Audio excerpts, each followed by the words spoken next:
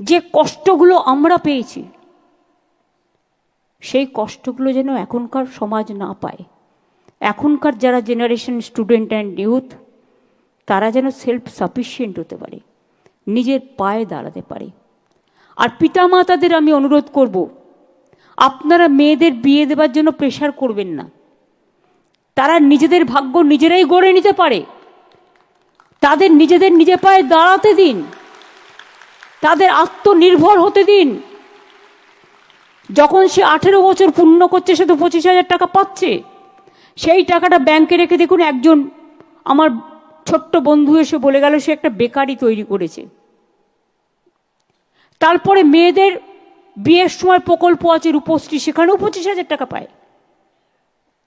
সুতরাং বাবা মা চিন্তা করার কোনো ব্যাপার নেই।